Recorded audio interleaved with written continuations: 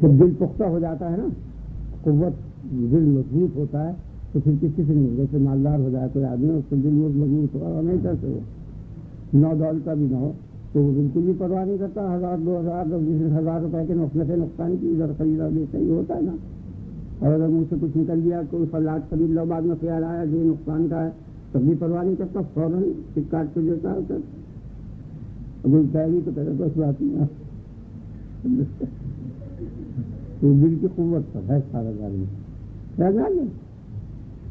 بات ہے، سمجھ لو کہ ہاں اگر دل میں کمزوری ہے تو پھر وہ کچھ نہیں کر سکتا۔ میرا مطلب یہ نہیں ہے یہ استداعتی یہ چیزوں کو بیان کرنا، یہ تو آپ مجھ سے زیادہ جانتے ہیں۔ میرا مطلب یہ ہے کہ جب علم پختہ ہو جایا کرتا ہے تو پھر چھوٹے بڑے کا خیال نہیں رہتا، وہ ایک الگ مرحلہ ہے تعظیم و تکریم کا، وہ لائن دوسری ہے۔ مسئلے کی تحقیق میں تعظیم پیش نظر نہیں ہوا کرتی، یہ میرا مطلب ہے کہ تعظیم کی بنا پر کسی معظم آدمی کی غلط بات کو سمجھ جائے تو سمجھنے کے بعد کچھ بھی ہوگا کہ اختلاف کرے گا، اگر غلط ہے تو کبھی نہیں ماننے کا سمجھدار آدمی۔ اب امام یوسف اور امام ابو حنیفہ یہ دو آدمی ایسے ہیں کہ استاد شاگرد، آدھی فقہ حنفی کی ابو یوسف نے کاٹ ڈالی، آدھی پوری آدھی، نام اس کا حنفی فقہ ہے، اصل میں وہ امام ابو یوسف کی فقہ ہے، پوری آدھی، بلکہ ممکن ہے اس سے بھی زیادہ ہو۔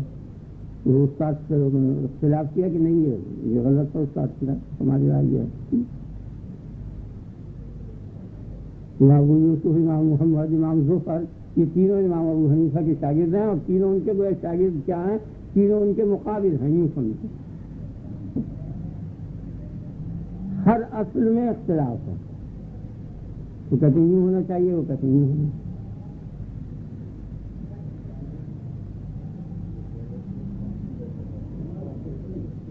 اور وہ یہ کہتے ہیں کہ اگر تو نے یہ کہہ دیا اپنی بیوی سے کہ تو نے اگر اپنے باپ کے گھر پر قدم رکھا تو اس پر طلاق، یہ روزمرہ گھروں میں قصے چلتے ہیں نا ذکری مسائل، اس پر طلاق ہے، تو امام ابو حنیفہ رضی اللہ عنہ فرماتے ہیں کہ اگر اس نے یہ قدم رکھ دیا جا کے، یعنی جیسے یہاں پہلے دلی میں دستور تھا ڈولی میں بیٹھ کے جایا کرتے تھے یہاں سے، اور ڈولی میں بیٹھ کے گئی ہیں، اسے کہا سے کہا ذرا اونچا کرو چوکھٹ تک، جب وہ آ گئی ڈولی تو یوں پاؤں نکال کے اس طرح سے قدم رکھ دیا، تو قدم رکھ دیا نا، تو ابو حنیفہ کے نزدیک طلاق ہو گئی، اور امام ابو یوسف کے نزدیک طلاق نہیں ہوئی۔ انہوں نے کہا کہ قدم رکھنے کے معنی یہ ہے باپ کے گھر، کیونکہ باپ کے گھر میں جا کے رہے سو ہے، اگر یہ وہاں جا کے گھنٹہ 2 گھنٹے یا 1 دن 2 دن رہی تب جا کے اس سے طلاق ہوگی۔ یہ برابر کچھ چلا چلا آدمی، وہ جب سے میٹا ہے وہ رہا 600 برس، 6वीं صدی تک رہا، 7ویں صدی تک تقریباً، اس کے بعد سے پھر یہ دور تقریب تک شروع ہوا، تو آہستہ آہستہ آہستہ آہستہ آہستہ اس قسم کے عالم پیچھے نہیں پیدا ہوئے جیسے پہلے سے۔ پہلے 600 برس میں جتنے بڑے عالم ہیں، پچھلے دوسرے 600 برس کے اتنے نہیں ہیں، یہ خرابی نہیں چاہیے۔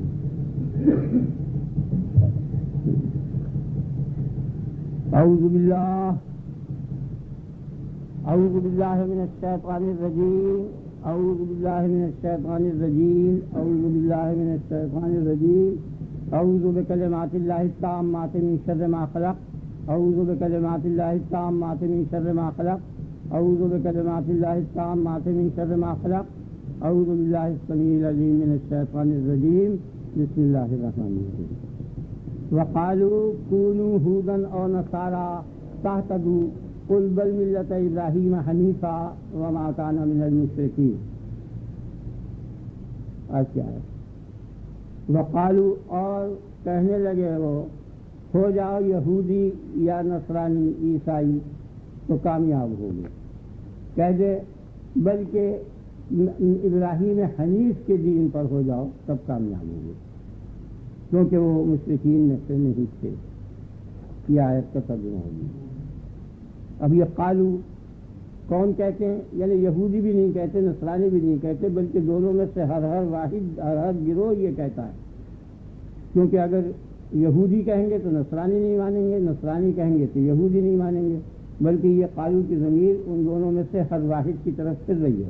ان دونوں فریقوں میں سے ہر ایک فریق یہ کہتا ہے اپنے اپنے مذہب کو کہ یہ حق ہے، اس کی پیروی اور اتباع کرو۔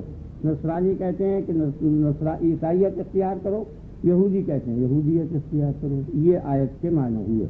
آگے بات کچھ چاہیے، ترجمہ پہلے سمجھ لینا چاہیے۔ ہودن حائط کی جمع ہے، حائط کے معنی یہودی، نصارہ نصرانی کی جمع ہے، نصرانی کے معنی عیسائی۔ آگے بات چاہیے۔ تہتدوا اہتداء جو ہے ہدایت کے معنی راستہ دکھانا یا منزل مقصود تک پہنچانا۔ ہدایت کے دو معنی، جیسے یہاں سے کوئی شخص آپ سے یہ پوچھے کہ بندر روڈ کہاں ہے، تو آپ ادھر سے کہیں یوں جا کے اور اس طرف کوئی اشارہ کر دیں گے ادھر چلے جاؤ، تو یہ بھی ہدایت ہوئی۔ اور ایک ایسی صورت ہوئی کہ چلتے وقت آپ سے کوئی پوچھے کہ بندر روڈ کہاں ہے، تو آپ کہیں مجھے بھی وہیں جانا ہے، میرے ساتھ چلے چلو، وہاں جا کے رہے سڑک پر تو ہو گیا، یہ منزل تک پہنچانا ہوا۔ دونوں معنی آتے ہیں ہدایت۔ آگے نہ آتے ہیں جیسے اما سمود و فہدیناہم، لیکن سمود کو ہم نے ہدایت کی، فاستحبوا العمی علی الہدی، انہوں نے گمراہی کو ہدایت پر ترجیح دی اور اختیار کیا۔ تو اللہ پاک نے ہدایت کی، یہ ہدایت کیسی ہے؟ اما سمود و فہدیناہم، سمود کو ہم نے ہدایت کی، اس ہدایت کے معنی اریناہم الطریق، یہ طریق الجنہ ہے، طریق الحق، حق بات، حق طریق، جنت کا طریق کی ہم نے اس کو دکھایا، رستہ دکھایا۔ ہدی للمتقین، متقیوں کے لیے یہ ہدایت ہے، اس کے معنی یہ نہیں ہے کہ رستہ دکھا رہی ہے یہ کتاب، بلکہ منزل مقصود تک پہنچا دے۔ تو ہدایت کے دو معنی۔ اور ہدایت کا جو انجام ہے اس کا نام اہتداء ہے۔ ہدایت کرنا اور ہدایت پانا، یعنی منزل تک پہنچا دینا، منزل تک پہنچنا، یہ اہتداء ہوا۔ تو انہوں نے یہ کہا یہودیوں نے کہ تم یہودی ہو جاؤ تو تم منزل مقصود تک پہنچ جاؤ گے، اور نصرانیوں نے یہ کہا کہ تم عیسائی ہو جاؤ تو منزل مقصود تک پہنچ جاؤ گے۔ یہ لفظوں کا ترجمہ آگے بات غور کرنی تھی۔ قل بل ملت ابراہیم حنیفہ، رد کیا اللہ پاک نے اس کا۔ مطلب یہ تھا ان کا کہ تم اتباع کرو یہودیت کا یا نصرانیت، دونوں فریقوں میں سے ہر ایک نے یہ کہنا شروع کی۔ تو اس کا جواب دیا اللہ پاک نے اور رد کیا کہ نہیں، قل کہ تم تو یہ کہتے ہو اتبعوا الیہودیت، اتباع کرو یہودیت کا، یا اتبعوا النصرانیت، اتباع کرو عیسائیت اور نصرانیت کا۔ تو فرمایا کہ نہیں، قل کہہ دو کہ یہ بات نہیں، ان کا اتباع نہیں، بل اتبعوا ملت ابراہیم حنیفہ، یہ معنی ملت ابراہیم حنیفہ۔ قرآن کا لفظ تو صرف اتنا ہی ہے نا، تو اس کے معنی کیا ہے؟ یہاں حذف ہے، محذوف ہے کلمہ، یعنی اتبعوا، قل بل اتبعوا ملت ابراہیم حنیفہ، یہ معنی، بلکہ اتباع کرو ملت ابراہیم کا، دین ابراہیمی کا اتباع کرو، دین نصرانی اور دین یہودی کا اتباع مت کرو۔ آپ نے خیال فرمایا تھا، اب یہ بہت ذرا مشکل مقام ہے، غور کرنا ہے، باریک بات۔ پہلے تمام سپارے کے اندر اور تمام گویا نبی کی ہدایت کے اندر دستور یہ ہے کہ ہمیشہ نبی جب آتا ہے تو نبوت کا دعویٰ کرتا ہے، تو دعوے کے ساتھ اس کے معجزہ ہوا کرتا ہے جو اس کی نبوت کو ثابت کرتا ہے، اور جب تک نبوت معجزے سے ثابت نہیں ہوتی تو اس وقت تک نہ اس کا قبول کرنا فرض ہوتا ہے، نہ کوئی اس کی اتباع فرض ہوتی ہے، دونوں باتیں نہیں ہوتی۔ معجزے سے قبل اس کی گفتگو ایسی ہوتی ہے جیسے دو انسان آپس میں ایک دوسرے سے کرتے ہیں، پھر جس شخص کو وہ ہدایت کرتا ہے اور سمجھاتا ہے تو وہ اس کی صداقت میں دلیل طلب کرتا ہے۔ تو نبوت کی صداقت کی دلیل جو ہوا کرتی ہے، اس دلیل کا نام معجزہ ہے۔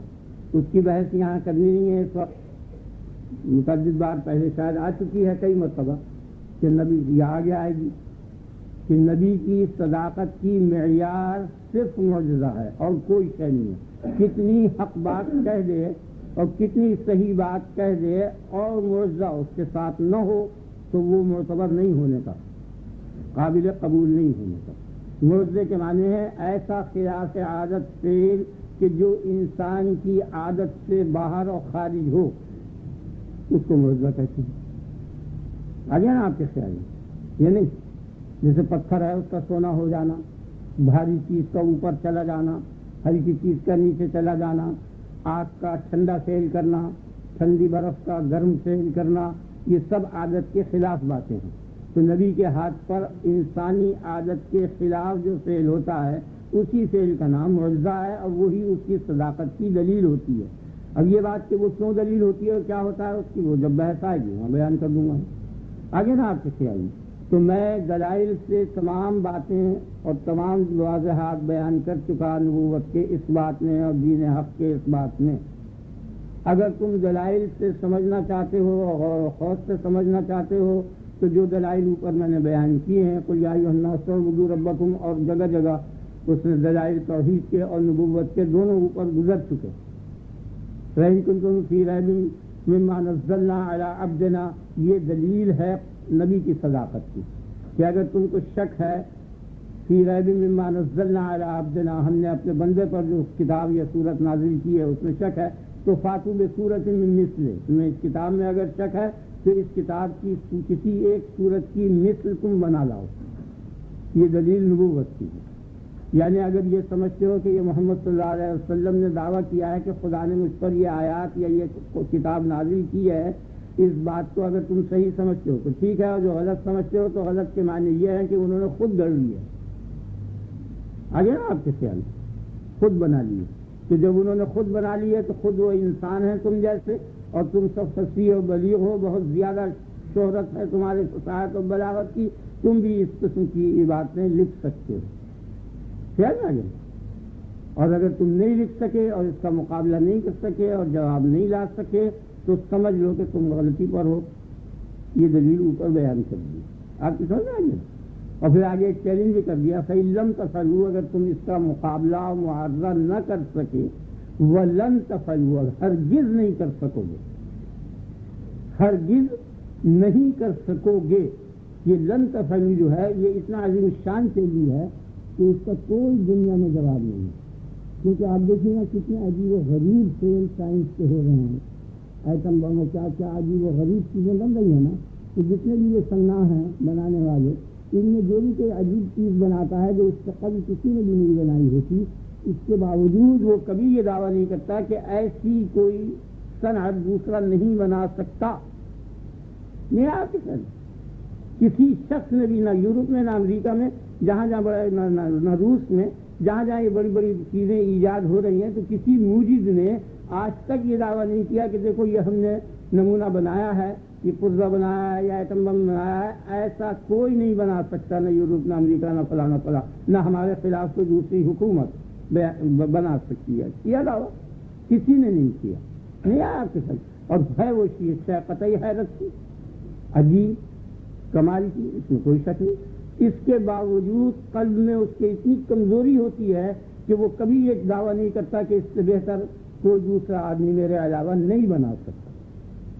آپ سمجھ گئے نا میں نے بڑی عجیب بات آپ کے سامنے بیان کری ہے اسے آپ سمجھیں بڑی اچھی چیز ہے. آپ نے غور کیا اسے ہرگز نہیں بنا سکو گے. یہ کتنے قوت قلبی کی دلیل ہے یعنی کتنا دل میں قوت ہوگی کیونکہ جو انسان کام کوئی کرتا ہے بڑا اور کمال کرتا ہے تو اس کے دل میں اتنی قوت نہیں ہوتی کہ وہ یہ کہے کسی سے کہ تم ہرگز نہیں بنا سکتے.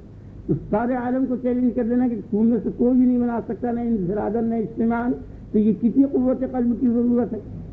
اور عام قوت انسانی کی یہ حالت ہے کہ وہ دعویٰ نہیں کرتا تو معلوم ہو گیا کہ یہ انسانی طاقت سے باہر ہے. یہ محمد صلی اللہ علیہ وسلم کے قلب کی قوت جو ہے من جانب اللہ ہے انسانیت کی بنا پر نہیں ہے. بس یہی ثبوت ہے نبوت کو. آگے آپ یہی چیلنج. تو میں نے دلائل سے محمد صلی اللہ علیہ وسلم کی نبوت ثابت کر دی اور توحید کے مضامین کو یا ایھا الناس اعبدوا ربکم میں نے دلائل بے شمار بیان کر دیے جن سے خدا کی وحدانیت ثابت ہوتی ہے. حالانکہ ان کو اس کی ضرورت نہیں تھی کیونکہ توحید کے وہ بھی قائل تھے یہودی اور نصرانی صرف مشرک کو ضرورت تھی. لیکن بہرحال خدا کی عادت یہ جاری ہوئی ہے کہ جہاں یہ عقائد کے مسائل آتے ہیں تو اس کے ساتھ تمام گویا کسی فرقے سے اس کا کوئی تعلق نہیں اصولی طور پر سب بیان کر دیتا ہے کوئی دقت باقی نہ رہے. اور تم اب یہ کہہ رہے ہو کہ اتباع کرو یہودیت کا یا نصرانیت کا. یعنی مطلب یہ ہے کہ ہماری اتباع کرو. یہودی کہتے ہیں ہماری اتباع کرو نصارہ کہتے ہیں ہماری اتباع کرو. اس اتباع کا نام ہے تقلید. آپ غور کیجیے یعنی بغیر دلیل کے. دلیل سے تو میں ثابت کر چکا. اب تم یہ کہہ رہا ہو کہ تقلید کرو ہماری تو اب جس یہاں یہ کہتے ہیں کہ ہار کے مجبور ہو کے یا آخر کار میں چلو جھگڑے کو چکاؤ. اگر تقلید ہی کرنی ہے تم دلیل سے نہیں سمجھتے تو تم تقلید ہی کرنی ہے تو ایسے آدمی کی کر لو جس میں تم تینوں متفق ہو، جس کی فضیلت اور عظمت پر نہیں آیا تو تم دین ابراہیمی کی تقلید کر لو۔ جب تقلیدی ٹھہری، دلیل سے تم نہیں سمجھتے، علم سے تم نہیں سمجھتے اور تقلید پر تم تلے ہوئے ہو، تم کرو ہماری تقلید کرو اور ہماری پیروی کرو اور ہمارا اتباع کرو، تو تم ایسے شخص سے کیوں نہیں اتباع اور پیروی کر لیتے جس میں یہودی بھی اور نصرانی بھی اور مشرک بھی تینوں متفق ہیں؟ مشرک بھی کہہ رہے ہیں ان کی اولاد اور یہودی بھی کہہ رہے ہیں سب ان کو معظم اور فاضل اور افضل سمجھتے ہیں۔ آپ کی سمجھ میں آ گئی؟ تو کہتا ہے اگر تقلید ہی کرنی ٹھہری تو پھر ایسے شخص کی تقلید کر لو نا جس میں تم تینوں متفق ہو، یہودی اور نصرانی اور مشرک۔ قل بل ملت ابراہیم، قل بل اتبعوا ملت ابراہیم حنیفا، حنیف کے معنی مائل عن الباطل الی الحق، حق کی طرف رجوع ہو، کس طریقے پر؟ باطل سے قطع نظر کرتے۔ یہ ایک نقطے کی بات ہے، یہ سمجھیں ویسے سیدھا حق کی طرف اگر رجوع ہو جائے تو وہ حنیف نہیں کہلائے گا۔ جیسے مثلث کے دو ضلع تیسرے سے بڑے ہوتے ہیں، یہ حق بات ہے، دنیا کی کوئی طاقت مسلم غیر مسلم اس کے خلاف نہیں کہہ سکتی۔ آگے نا آپ یہ مثلث ہے نا، یہ ضلع اور یہ ضلع، یہ دونوں اس سے بڑے ہیں، یہ اور یہ اس سے بڑے ہیں، یہ اور یہ اس سے بڑے ہیں۔ آگے نا آپ یہ حق بات ہے نہیں۔ تو اگر آپ اس کی طرف مائل ہو جائیں اور یہ کہنے لگیں مثلث کے دو ضلع تیسرے سے بڑے ہوتے ہیں، یہ 3 پنجے 15 ہوتے ہیں، تو آپ حنیف نہیں کہہ رہے ہیں بلکہ خدا نے نام رکھا ہے باطل عقیدہ پیش نظر ہو اور سامنے رکھ کر اس کو چھوڑے اور چھوڑ کے پھر اس باطل کے مقابل میں جو حق عقیدہ ہے، یہ حق عمل ہے، یہ حق دین ہے، اس کی طرف آئے، تب جا کے وہ حنیف ہوگا۔ کہ ابراہیم خلیل اللہ حنیف تھے، چل جائے گا نا، جس کا پورا مناظرہ آگے آئے گا ویسا سمجھ میں۔ جب یہ باپ سے ان کا مقابلہ ہوا، قوم سے مقابلہ ہوا اور یہ کواکب کی بحث چلی، وہاں یہ مضمون آ جائے گا، یہاں بیان کروں گا تو یہ آپ کی آیت رہ جائے گی۔ اور اسلم صاحب نے پہلے ہی فرما دیا تھا کہ وہ کب ختم ہونے والا ہے، تو اس کے معنی یہ ہے کہ جلدی ختم ہو جانا چاہیے۔ آپ نے خیال کیا نا، آپ سمجھ گئے نا میری بات۔ اب آپ غور کیجیے، یہاں اور دقیق بات ہے، تمام علماء اس بات پر متفق ہیں اور خاص کر جتنے بڑے بڑے امام ہیں کہ ایمان جو ہے وہ دلیل سے ہونا چاہیے اور تقلیدی ایمان کو غیر معتبر قرار دیا۔ یہ امام رازی، امام غزالی وغیرہ، امام ابو الحسن الاشعری اور دیگر ائمہ کبار رضی اللہ عنہم اجمعین، سب کا یہی عقیدہ ہے۔ اور جب پہلی بار سال ہوئے میری نظر سے ان کا عقیدہ گزرا تھا تو میں نے اسی وقت اس کی بے سوچ تردید کر دی تھی کہ یہ صحیح نہیں ہے، غلط ہے۔ قرآن شریف سے تو یہ دلیل موجود ہے کہ اللہ پاک نے یہ فرمایا کہ تم کو اگر تقلید ہی کرنی ہے تو ابراہیم خلیل اللہ کی تقلید کرو۔ اس آیت سے ثابت ہو گیا کہ تقلیدی ایمان معتبر ہے۔ آگے نا آپ کس طرح یہ دلیل کافی ہے کیونکہ اللہ نے حکم دیا قل بل ملت ابراہیم حنیفا، یعنی کونوا علی ملت ابراہیم حنیفا، معنی یہ ہے قل بل اتبعوا ملت ابراہیم حنیفا، اتباع یہودیت اور نصرانیت کی نہ کرو، تقلید یہودیت اور نصرانیت کی مت کرو، بلکہ تقلید ملت ابراہیم کی کرو۔ تو اس سے پتہ چل گیا کہ تقلیدی ایمان معتبر ہے اور یہ آیت بالکل کافی ہے۔ اس کے علاوہ میں کہتا ہوں اپنی دلیل کہ اگر تقلیدی ایمان معتبر نہیں ہونے کا اور استدلالی ایمان معتبر ہوگا، کہ استدلال کے معنی پہلے سمجھ لیں آپ کہ استدلال کیا چیز ہے۔ نامعلوم چیزوں کو، نامعلوم خیالات اور صورتوں کو، اصل معلوم صورتوں کو اس طریقے پر ترتیب دی جائے کہ ان سے نامعلوم صورتیں پیدا ہوں۔ نہیں سمجھ آیا؟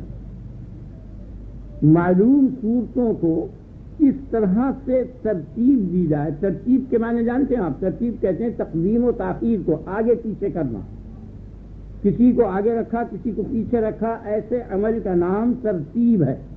تو لفظوں کے معنی بھی یاد رکھنے چاہیے، بڑے کام دیں گے، دن رات بولے جاتے ہیں لفظ ترتیب کا، مگر اکثر پڑھے لکھے لوگ بھی نہیں جانتے۔ ترتیب کے معنی تقدیم و تاخیر، جیسے ٹھیک ہو گیا نا. ہاں اب یہاں ترتیب نہیں ہے, ترتیب ساقط ہو گئی ہے. خیال میں آ گیا نا. اب وہ قائم ہے. تو معلوم خیالات کو, معلوم صورتوں کو اس طرح سے آگے اور پیچھے رکھا جائے کہ ان سے ایک ایسی شے معلوم ہو جائے کہ جو ان معلومات میں نہ تھی. اسی کا نام استدلال ہے, اسی کا نام فکر ہے, اسی کا نام غور ہے. غور کے معنی سمجھ آ گئے. اب وہ غور کس طریقے پر ہوا کرتا ہے؟ یا تو بعض صورتوں کو بعض صورتوں سے ملاتا ہے دل ذہن, یا بعض صورتوں کو بعض صورتوں سے جدا کر دیتا ہے, یا بعض صورتوں کو بعض معانی سے ملا دیتا ہے. آگے نا آپ کے ساتھ, یا بعض معانی کو بعض معانی سے ملا دیتا ہے, اور بعض معانی کو بعض معانی سے جدا کر دیتا ہے. یہ طریقہ ہوا کرتا ہے ترتیب کا. جیسے آپ نے یہ خیال کیا ایک آدمی کی صورت ہے, ٹھیک, آ گئی آپ کے خیال میں. ایک بیل کی صورت ہے, یہ بھی خیال میں آ گئی. دونوں صورتوں کو ملا دیا, آدمی کو بیل پر بٹھا دیا تو بیل سوار ایک شکل بن گئی, خیال میں بن گئی نا. یہ نہیں, یا بعض صورتوں کو بعض صورتوں سے جدا کر دیا کہ جیسے پورے آدمی کی صورت ہے, اس صورت میں سے سر کی صورت کو نکال ڈالا, ختم کر دیا, تو بے سر کا آدمی آپ کے خیال میں آ گیا. ٹھیک ہے نا. اور اسے آپ چلوا سکتے ہیں نا, اس کے ساتھ ایک معنی ملا ہے حرکت کے, اور ملا کے دونوں کو چلوا دیا تو بے سر کا آدمی دوڑ گیا ہے, دوڑنے لگا وہ.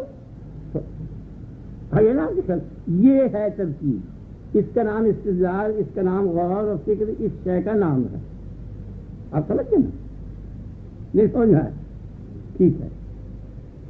تو اب تقدیم اور تاخیر کے بغیر وہ ترتیب اگر ساقط ہو جائے گی اور گر جائے گی تو کبھی بھی چیز نہیں نکلے گی.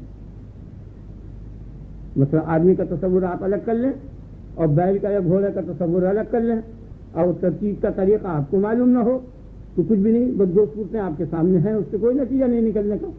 لیکن اگر آپ اس کو اس طرح سے ترتیب دیں گے کہ بیل کو نیچے رکھیں اور آدمی کو اوپر رکھیں اور اس کی دونوں ٹانگوں کو ادھر ادھر ڈلوا دیں, تو پھر آپ کو بیل سوار آدمی کی ایک نئی شکل نظر آ جائے گی.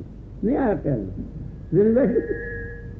یہ طریقہ کاٹ چھانٹ کا اگر نہ آئے تو وہ کاٹ چھانٹ کا جو طریقہ ہے وہ فطرت انسانی سے باہر ہے.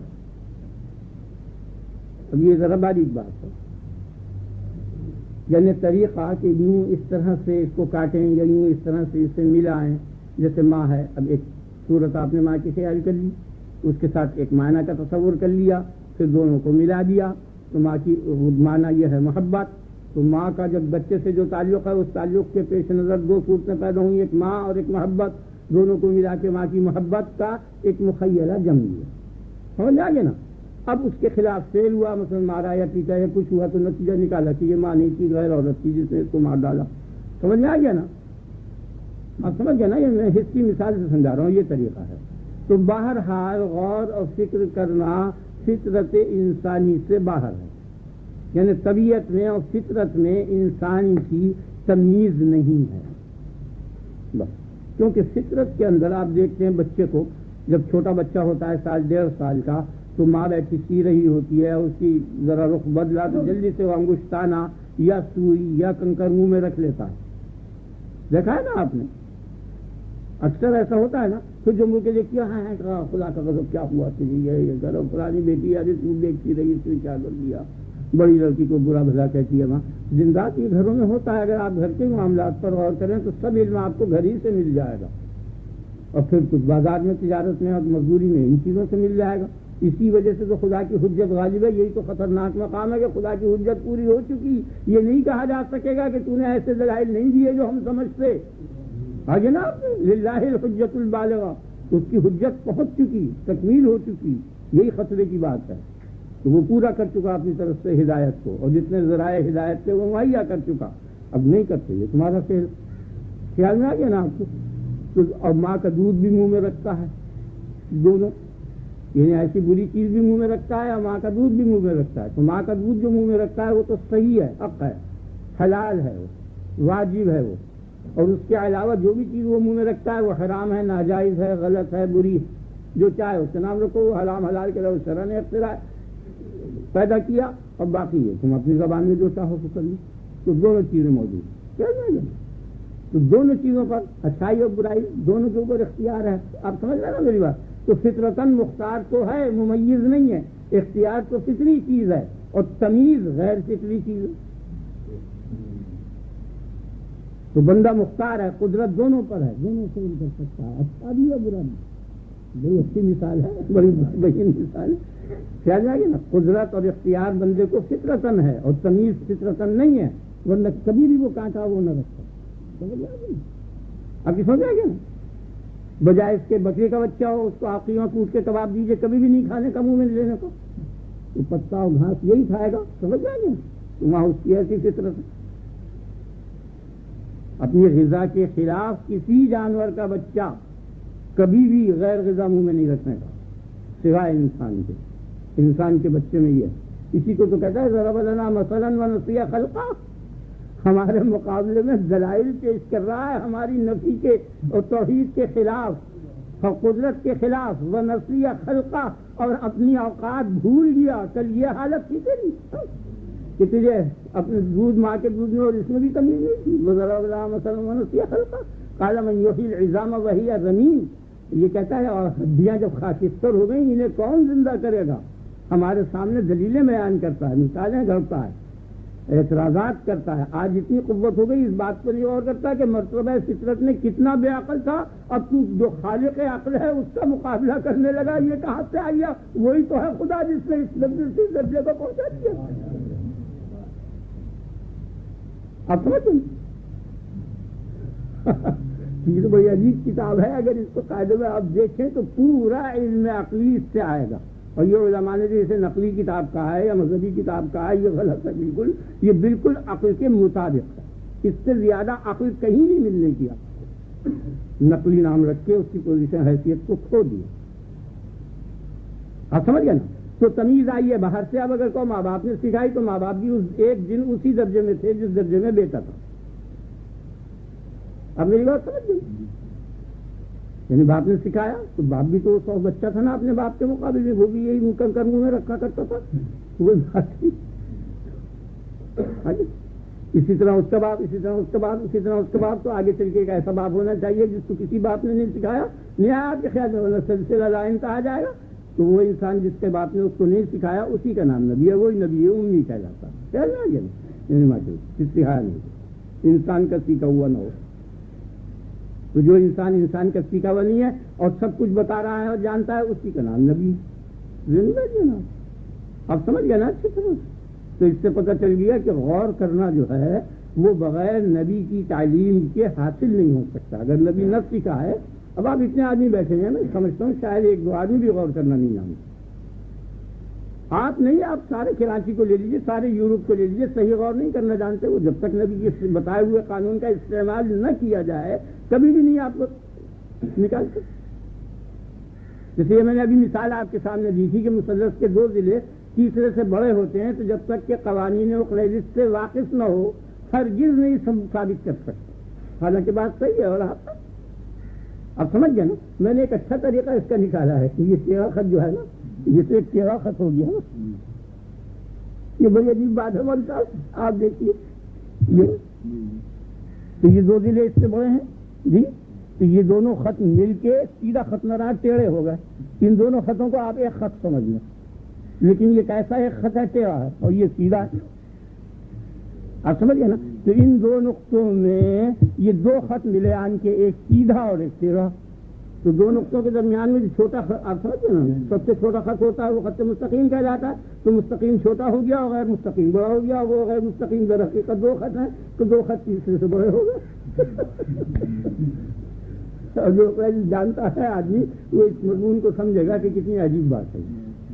بڑی اچھی بات ہے جو میں نے آپ کے سامنے لایا. تو یہ کیوں کر وہ جو معلم ہندسہ ہے اس نے جو قوانین وضع کیے ہیں، اگر ان کو پیش نظر رکھ کے گفتگو کی جائے گی تو سمجھ میں آئے گا، اور جو ان کو چھوڑ دے گا تو کبھی بھی نہیں سمجھ گا.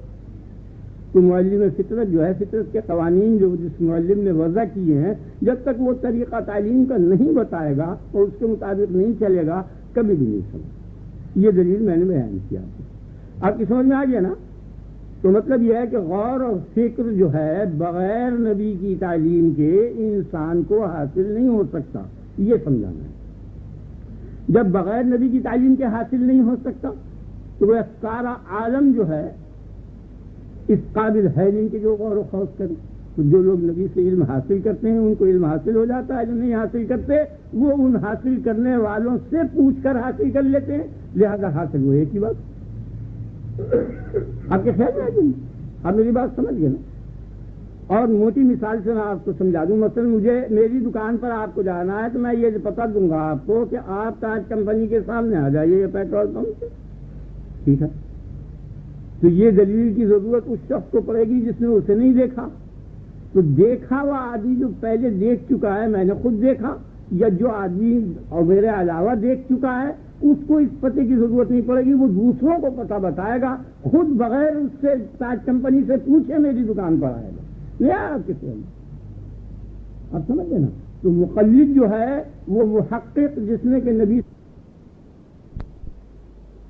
نہیں آپ کس آپ سمجھ گئے نا؟ تو مقلد جو ہے وہ محقق جس نے کہ نبی سے پوچھ لیا وہ تو محقق ہوا، اور مقلد وہ کہ جس نبی کا شاگرد ہے اس نے اس سے پوچھ، ٹھیک ہے؟ وہ بھی ہے یہ دلیل۔ اور اس کے علاوہ اذا جاء نصر اللہ والفتح ورأيت الناس يدخلون في دين الله افواجا، جب خدا کی مدد آ گئی اور مکہ فتح ہو گیا اور تو دیکھ رہا ہے لوگوں کو کہ فوجیں کی فوجیں اور گروہ کے گروہ اللہ کے دین میں داخل ہو گئے، فسبح بحمد ربک، تو اپنے رب کے حمد کے ساتھ تسبیح کر۔ تو یہ جو کثیر جماعت تھی نہ یہ غور کرنا جانتی تھی نہ یہ استدلال کرنا جانتی تھی، ان سب کو اللہ پاک نے یہ کہا کہ یہ خدا کے دین میں شامل ہوگا یا نے ان کے ایمان کو قبول کیا، یہ سب ایمان تخلیق ہے۔ اب سمجھیے میرے خیال میں تو بڑی وضاحت ہو گئی۔ وہ مجھے یہ بات سمجھانی تھی کہ یہ آیت اور یہ اذا جاء اور وہ عقلی دلیل جو ہے یہ سب مل کر اس بات پر دلالت کر رہی ہیں کہ تقلیدی ایمان معتبر ہے۔ انہوں نے ایک عقلی دلیل بیان کی اور یہ کہا کہ اگر تقلید جائز ہوگی اور صحیح ہوگی تو تقلید یا تمام انسانوں کی ہوگی یا بعض کی ہوگی اور بعض کی نہیں ہوگی۔ اگر یہ کہو کہ تقلید تمام انسانوں کی کرنی چاہیے تو تمام انسانوں میں کافر بھی ہیں، کافر کی بھی تقلید جائز اور واجب ہو جائے گی، حالانکہ کافر کی تقلید جائز نہیں۔ اور اگر یہ کہو کہ نہیں بعض کی تقلید جائز ہے اور بعض کی ناجائز ہے تو ہم یہ کہیں گے کہ بعض کی کیوں جائز اور دیگر بعض کی کیوں ناجائز۔ اگر آپ کے خیال میں تو مخالف اس کا جواب نہیں دے سکتا، میں کہتا ہوں آپ سمجھ گئے نا؟ بعض کی تقلید جائز ہے، وہ انبیاء علیہ السلام ہے، جو انسان نبی ہے اس نبی کی تقلید جائز ہے، خیال میں آ گیا نا؟ کیونکہ وہ دیکھ چکا، اس کو معرفت کا کمال اور بلوغ حاصل ہو چکا، اور وہ غیر بالغوں کو وہ سمجھائے گا۔ آگے نا آپ کے خیال میں وہاں ان بعض کی یوں جائز ہے کہ ان بعض نے تو حقائق کو دیکھ لیا، اس وجہ سے ان کی نقل معتبر ہوئی، نہیں آپ کے خیال میں؟ آپ سمجھ رہے نا میری بات؟ اور جن لوگوں نے نہیں دیکھا اس وجہ سے ان کی نقل غیر معتبر ہو گئی، سیدھی سی بات تھی۔ آپ سمجھ گئے نا؟ یہ دلیل انہوں نے بیان کی کہ اگر تقلید جائز ہوگی تو کل انسانوں کی جائز ہوگی یا بعض کی جائز ہوگی۔ اگر یہ کہو کل کی جائز ہوگی تو کل میں کافر بھی شامل ہیں، کافر کی بھی تقلید جائز ہوگی، حالانکہ کافر کی تقلید حرام ناجائز غلط ہے۔ اور اگر یہ کہو کہ بعض کی جائز ہے تو ان بعض کی کیوں جائز ہے اور ان بعض کی کیوں ناجائز ہے، تو اس کا جواب ہم نے یہ دیا کہ یہاں بعض سے عام انسان مراد نہیں ہے بلکہ بعض سے انبیاء علیہ السلام مراد ہیں۔ انبیاء علیہ السلام سے بغیر استدلال بغیر دلیل کے جو وہ بات کہیں اور بغیر سوچے سمجھے ان کی بات کا ماننا یہاں بھی موجب نجات ہے وہاں بھی موجب نجات ہے، خاص سمجھ میں آئے یا نہ آئے، ٹھیک ہے نا؟ آپ سمجھ گئے نا میری بات؟ تو ان کی دلیل کا بھی میں نے رد کر دیا۔ اب یہاں ایک بات اور سمجھنے کی ہے، وہ بھی ذرا مشکل ہے کہ یہ یہودی اور نصرانی جو ہیں تینوں اور مشرک بھی تینوں کے تینوں ابراہیم خلیل اللہ کی فضیلت کے قائل ہیں اور ان کو دین حق پر سمجھتے ہیں۔ تو اگر یہ ان کو دین حق پر سمجھتے ہیں تو پھر تسبیح، تنزیہ اور توحید اور یہ تمام مضامین جو حضرت ابراہیم خلیل اللہ کا دین تھا اس کو کیوں نہیں انہوں نے اختیار کیا؟ اور اگر یہ کہو کہ نہیں یہ بات نہیں ہے بلکہ جو یہ کر رہے ہیں غلط باتیں یہی سمجھتے ہیں کہ ابراہیم خلیل اللہ کا دین ہے، جو یہودیت یہ اپنی بتا رہے ہیں یا جو نصرانیت یا جو مشرک، کہ یہی فعل ابراہیم خلیل اللہ کرتے تھے۔ اگر آپ نے خیال کیا یہ بڑی بات ہے، یہ ذرا مشکل مقام ہے. یعنی ابراہیم خلیل اللہ کی فضیلت کے تو تینوں قائل ہیں اور ان کے اوپر اقتداء کا دعویٰ کیا کہ تم تقلید کرو ان کی، کیونکہ تم ان کی فضیلت کے تینوں گروہ قائل ہو. تو اب یہ لوگ یہودی اور نصرانی جو غلط باتیں کر رہے ہیں، یہ غلط باتیں ابراہیم خلیل اللہ کا دین ہیں یا نہیں ہیں؟ اگر یہ غلط باتیں ابراہیم خلیل اللہ کا دین نہیں ہیں، اور واقعہ بھی یہی ہے کہ یہ دین نہیں ہے ان کا جو یہ اپنے متعلق بتا رہے ہیں اور یہ کر رہے ہیں، تو پھر یہ جانتے ہوئے کہ ابراہیم خلیل اللہ افضل الانبیاء تھے اور والد انبیاء تھے اور قابل تقلید تھے، قابل یقین تھے، قابل ایمان تھے، پھر انہوں نے غلط باتیں کیوں اختیار کی؟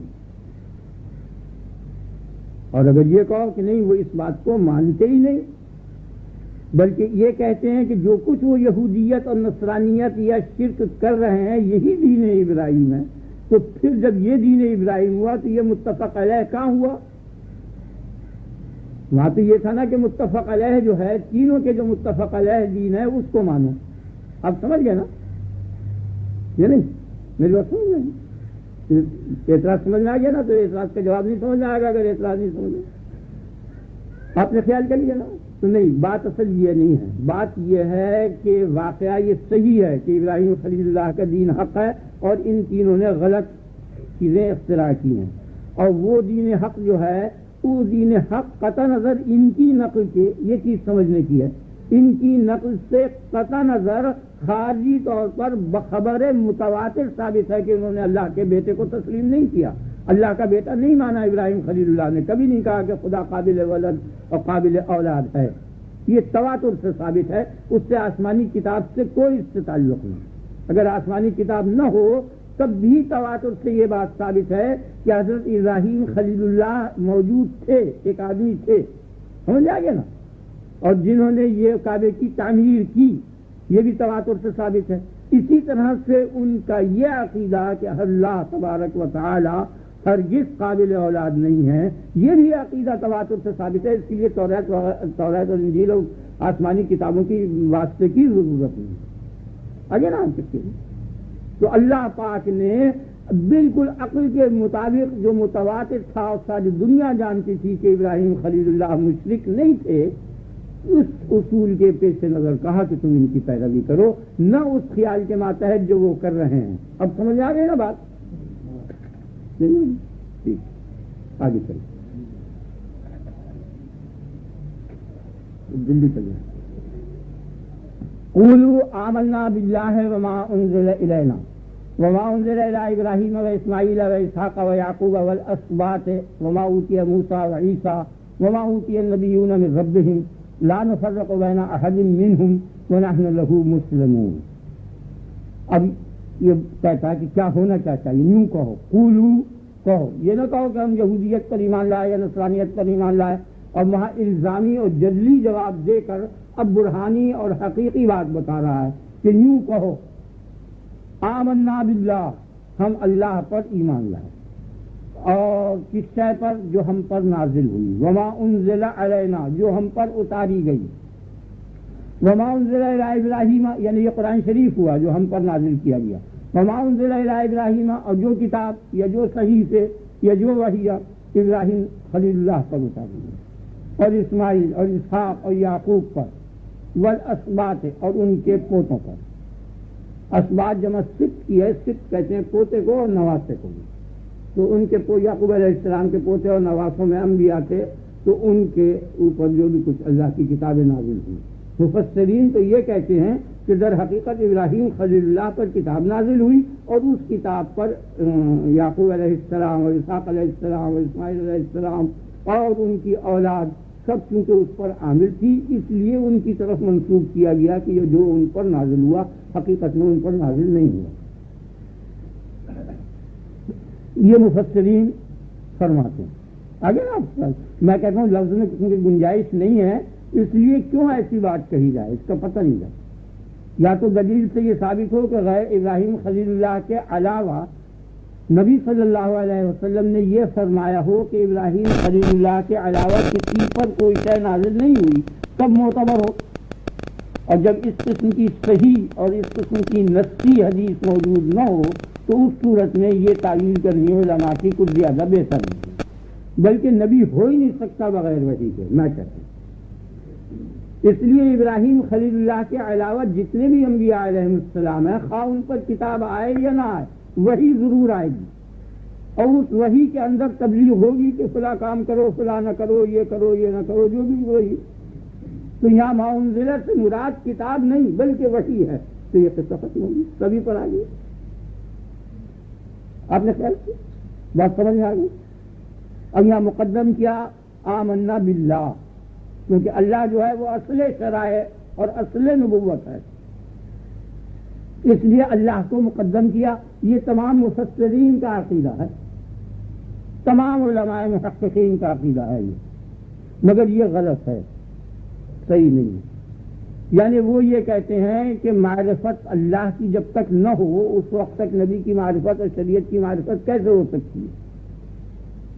یعنی کس نے بھیجا؟ بھیجنے والے کو جانتا نہیں، کوئی آدمی کہ فلاں شخص نے مجھے بھیجا ہے، تو وہ اس کی بات کو کیا مانے گا؟ وہ جس شخص نے بھیجا ہے اور جس شخص کی طرف وہ منسوخ کر رہا ہے بھیجا ہوا اپنے آپ کو، اس شخص کو وہ جانتا نہیں، میں کیا جانوں کس نے بھیجا؟ تو اس لیے پہلے اس کی معرفت ہونی چاہیے، اور وہ بھیجنے والا اللہ ہے، اس لیے اللہ کی معرفت مقدم ہے رسول کی اور شریعت کی معرفت پر۔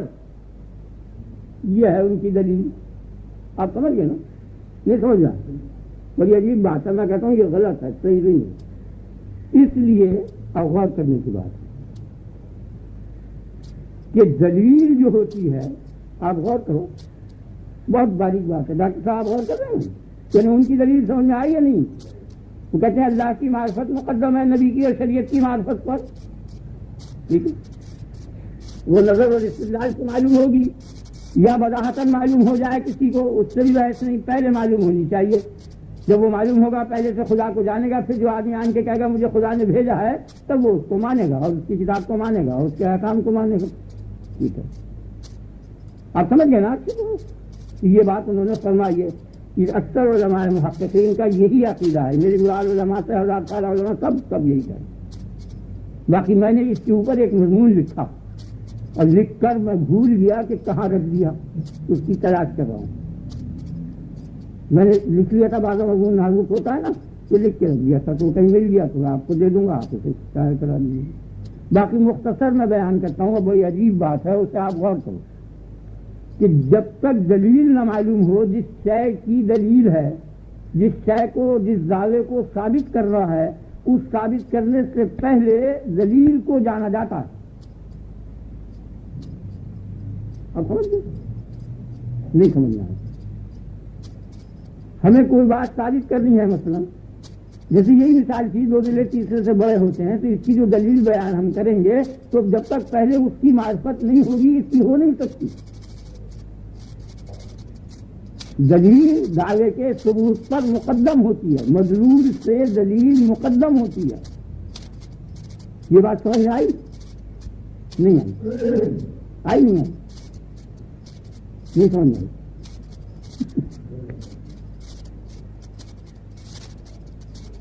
اب جس شخص نے کبھی سورج کو نہیں دیکھا، بچہ پیدا ہوا یا تھوڑی عمر کا ہوا، تو اب اس کو بتایا جاتا ہے کہ سورج ہے، تو اس کے سامنے وہ کہتا ہے کیا سورج کیا ہے، کہ دیکھیے سامنے جو زمین پر چمک پڑ رہی ہے، کہ جس کا یہ نتیجہ ہے وہ ہے، تو یہ دلیل ہے سورج پر۔ تو پہلے اس کا علم ہوگا پھر سورج کا علم ہوگا، سمجھ آئے گا نا؟ پہلے روشنی کو دیکھے گا جو سطح پر پڑ رہی ہے، ہمیشہ انسان کی نظر پہلے کبھی سورج پر نہیں جاتی، پہلے اس ضیاء اور چمک جو دیواروں پر اس پر ہوتی ہے ان پر ہوتی ہے، پھر ان سے نظر اٹھا کے، اور پھر دلیل کا علم جو ہوتا ہے وہ مقدم ہوا کرتا ہے۔ اگر وہ مقدم نہ ہو تو جس شے کی وہ دلیل ہے اس کا علم پہلے سے ہو تو دلیل کی ضرورت نہیں رہتی، پھر نہیں آپ کے خیال سنیں تو دلیل کی معرفت مدلول کی معرفت سے ہمیشہ مقدم ہوتی ہے۔ اور خدا کی ذات اور خدا، آپ سمجھ گئے نا؟ پہلے تمہید سمجھ لیں آپ کہ دلیل کی معرفت مدلول کی معرفت سے مقدم ہوتی ہے، خیال آگے؟ یعنی عالم کی معرفت اور کائنات کی معرفت مقدم ہے خدا کی معرفت پر۔ اگر کائنات کی معرفت نہیں ہوگی تو خدا کی معرفت ہو نہیں سکتی، کیونکہ کائنات دلائل ہے اللہ کے وجود پر۔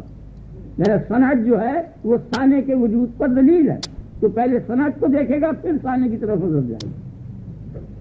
جب مکان کو دیکھا آپ نے پھر معمار کی طرف نظر جائے گی. مکان دلیل ہے معمار کا, تو مکان کی معرفت مقدم ہوگی معمار کی معرفت آگے نا. اور اگر معمار کی معرفت پہلے سے ہو جائے تو مکان کی معرفت پھر بیکار ہے, کوئی چیز بھی نہیں. یعنی ہو سکتا ہے کہ معرفت ہو معمار کی اور سرے سے مکان ہی نہ بنایا ہو تو اب سمجھ. لیکن اگر مکان بنا ہوا ہے تو قطعی اس کا بنانے والا ہے, سمجھ آ گیا. یعنی بنانے والے کا وجود جو ہے اس کا نہیں پتہ چل سکتا. اگر وہ ہو بھی ہو سکتا ہے ہو اور نہ بنائے تو یہ بھی ممکن ہے. خدا تعالیٰ سے اب تک ہی رہتا عالم نہ بناتا, اس میں کوئی حرج نہیں تھا. کیا حرج ہے خدا پاک نہ بنائے اور آج ختم کر دے وہ, کچھ بھی حرج نہیں. تو خدا سے کیا نکلا, میں یہ بات کہہ رہا ہوں, بڑی عجیب بات ہے یہ کہ دلیل کی معرفت مدلول کی معرفت سے مقدم ہوتی ہے.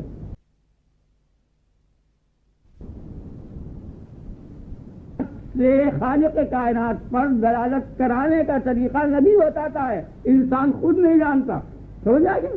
اس لیے پہلی ملاقات اور پہلی معرفت نبی کی ہوگی. وہ آن کے بتائے گا, وہ کہے گا میں نہیں جانتا. کہ نہ جان تو اسے تو جانتا ہے, کہتا میں نہیں جانتا خدا کو. تو اس نے کہا اچھا بولو کیا کہتے ہو, افرأیتم ما تمنون, بولو یہ جو منی تم چپکاتے ہو اسے بھی جانتے ہو یا نہیں, اتنی بدیہی چیز ہے. پھر اس سے جو بچہ بنتا ہے بولو انتم تخلقونہ ام نحن الخالقون, تم اس بچے کو پیدا کرتے ہو یا اس منی کو یا ہم پیدا کرتے ہیں. اگر تم چاہو تو ہمیشہ پیدا ہوتا رہے اور کبھی بے اولاد نہ ہو. نہیں آیا آپ کے خیال میں خود بخود بنے تو ہمیشہ بنتا رہے, لیکن دونوں صورتیں نہیں ہوتی. تو معلوم ہو گیا کہ نہ تم بناتے ہو نہ خود بنتا ہے, اور بنتا ضرور ہے تو جو بھی بناتا ہے وہی ہوں میں. یہ طریقہ بتایا. افرأیتم ما تحرثون, یہ جو تم بیج ڈالتے ہو زمین کے اندر, بولو اسے بھی جانتے ہو یا نہیں, کچھ بھی جانتے ہو یا نہیں. پھر انتم تزرعونہ ام نحن الزارعون, تم کھیتی کو اگاتے ہو یا ہم اگاتے ہیں یا خود اگتی ہے. بولو کیا کہتے ہو. اگر یہ کہو کہ خود اگ جاتی ہے تو کبھی بھی ایسا نہ ہو, ہمیشہ اگتی رہے. اور اگر یہ کہتے ہو کہ تم اگاتے ہو تو یہ جو طوفان وغیرہ آتے ہیں کہ ہر وقت فوراً اس کو ختم کر جاتے ہیں, تمہارا سیل ہوتا تو ختم نہ ہوتا. تو معلوم ہو گیا کہ نہ تم اگاتے ہو نہ خود اگتی ہے, بلکہ کوئی اور اگاتا ہے. وہ جو اور اگاتا ہے وہی ہوں میں. بولے کیا کہتے ہو افرأیتم الماء الذی تشربون, یہ جو تم پانی پیتے ہو اسے بھی جانتے ہو نہیں. تم کہاں تک لا علمیت نہیں کرو گے کہ ہم کچھ نہیں جانتے. ارے خدا کو نہیں جانتے, ان چیزوں کو تو جانتے ہو. انہی کے جاننے سے تم خدا کو جان جاؤ گے. یہ کس نے بتایا؟ یہ میرے باپ نے نہیں بتایا, مجھے نہیں معلوم, کچھ نہیں, نبی نے آن کے بتایا. بولے کیا کہتے ہو انتم انزلتموہ من المزن ام نحن المنزلون, تم بادل سے اس کو اتارتے ہو پانی کو یا ہم اتارتے ہیں یا خود اترتا ہے. اگر خود اترے تو ہمیشہ اترتا رہے, کبھی نہ رکے, اور تم اتارتے ہو تو کبھی قحط نہ پڑے. لیکن دونوں باتیں نہیں ہوتی. تو معلوم ہوا کہ کوئی اور اتارتا ہے, وہی اتارنے والا میں ہوں. وہ طریقہ استدلال کا نبی نے تو بتایا, کہاں سے معلوم ہوا. جتنے دلائل کے طریقے ہیں سب نبی نے آن کے بتائے. کوئی انسان نہیں, یہ ممکن ہے کہ اگلے انبیاء نے بھی بتائے, رہا وہ نبی خاتم النبیین نے اس کی تکمیل کر دی, باقی ہمیشہ نبی بتاتا چلا آ رہا ہے ہر زمانے میں. انسان نہیں جانتا. اگر آپ کے خیال آپ سمجھ گئے نا, تو طریقہ استدلال اور طریقہ معرفت الہی جو ہے وہ صرف نبی نے بتایا ہے. اس کے بعد میں کہتا ہوں کہ اگر نبی سے قبل معرفت ہو جائے تو مقصود تو دین کا صرف خدا کی معرفت ہے. پھر اب نبوت کی بعثت کی ضرورت کیا رہی؟ چلو ویسے ہی آتی ہوگی. میں کہتا ہوں آپ سمجھ گئے نا, دونوں باتیں میں نے کہی. میری بات سمجھ میں آ گئی نا. لہٰذا دھوکہ لگا ہوں, یعنی خدا کا وجود مقدم ہے, معرفت مقدم نہیں. اس میں دھوکہ لگ گیا. یعنی خدا کا وجود رسول کے وجود سے مقدم ہے, یہ حق ہے, لیکن خدا کی معرفت رسول کی معرفت سے مؤخر ہے. بہت اچھی بات ہے. آپ اللہ تعالیٰ آپ کو مجھ کو دونوں کو توفیق عنایت کرے, اور اللہ تبارک و تعالیٰ میرے اور آپ کے سب کے گناہوں کو معاف کر دے. حاضر و غیر حاضر مومنین جتنے ہیں سب پر رحم کرے. آپ کی سمجھ میں آ گیا نا, یا نہیں؟ بات سمجھ میں آ گئی نا. تو یہ مانی تو انہوں نے کہا آمنا باللہ, اس لیے کہا کہ اللہ جو ہے اور توحید جو ہے وہ اصل شریعت ہے, نہیں نبوت اصل شریعت. اس لیے کہ نبوت کے اقرار کے بعد کسی شے کی ضرورت نہیں رہتی, اور توحید کے اقرار کے بعد نبوت پر ایمان لانا فرض ہوتا ہے, ضرورت باقی رہتی ہے. کہ ایمان توحید تو ایمان کی رسالت سے وہی نسبت ہے جو وضو کو غسل سے ہے. غسل کر کے وضو کی ضرورت نہیں رہتی, وضو کرنے کے بعد غسل کی حاجت باقی رہتی. اگر نا اگر تنا توحید کافی ہوتی تو شیطان کبھی کافی نہیں ہوتا. اب بھی وہ مواحد ہی ہے, مشرک نہیں آیا ذہن میں بیٹھ گیا نا. اور پھر ملائکہ نے یہ کہا تھا نحن نسبح بحمدک ونقدس لک, اس نے کہا قال انی اعلم ما لا تعلم, تم کیا جانو تکمیل کا ایسی ہوتی ہے تو اسے توحید کے قائل ہو جب تک کہ میرے نبی پر ایمان نہ لاؤ اور اس کے آگے نہ جھکو اور اس کو سجدہ نہ کرو. تم ملائکہ ہی نہیں اگر بلکہ شیطان نہیں, اگر فرشتے نہ جھکتے تو جو شیطان کا حصہ تھا وہی ملائکہ کا ہوتا.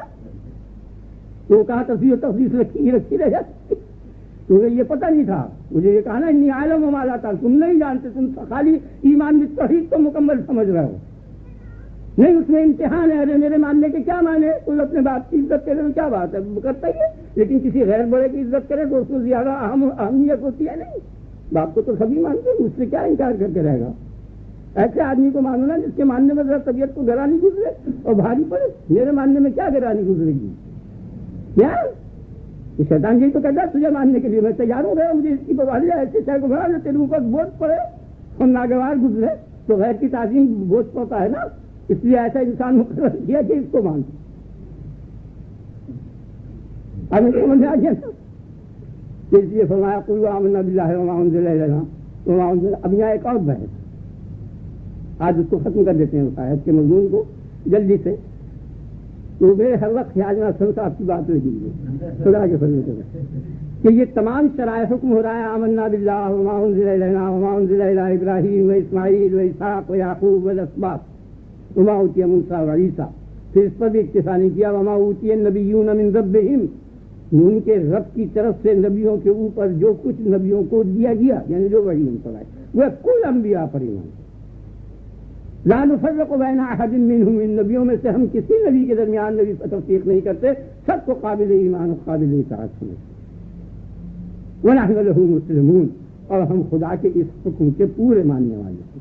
لہو کی ضمیر خدا کی طرف سے, یعنی ہم نحن لہو یعنی نحن للہ مسلمون, ہم خدا کے اور خدا کے حکم کے بالکل مطیع. مسلم کے معنی اب فرما بردار اور انکار. اب یہاں ایک اور دقیق بحث ہے, وہ یہ ہے, اسے سمجھیں آپ. بڑی مشکل بات ہے کہ تمام شرائع محمد رسول اللہ صلی اللہ علیہ وسلم خاتم النبیین نے تمام شرائع کو منسوخ کر دیا. اب ان تمام انبیاء اور تمام شرائع پر ایمان لانے کا کیا حکم دیا جا رہا ہے؟ جب وہ منسوخ ہی ہو گیا, ما انزل الی ابراہیم وما انزل الی اسماعیل وما انزل الی اسحاق وما انزل الی کل الانبیاء, سب کو منسوخ کر دیا. اور نسخ جو ہے وہ اجماع سے ثابت ہے, نہیں آیا سسٹم. یعنی تمام مسلمانوں کے کل جو اس بات پر متفق ہیں کہ پوری شرائع قدیم منسوخ ہو چکی. یہ سوال ہے. ایسے قدماء ائمہ نے اس کا یہ جواب دیا کہ ایمان لانے کے معنی یہ ہے کہ اس زمانے میں یعنی جو شریعت ابراہیم خلیل اللہ یا اسماعیل خلیل اللہ ربی اللہ کی تھی یا موسیٰ کلیم اللہ کی تھی, اس زمانے میں وہ حق تھی. یہ معنی ہیں ان پر ایمان لانے کے. یہ جواب دیا مفسرین نے.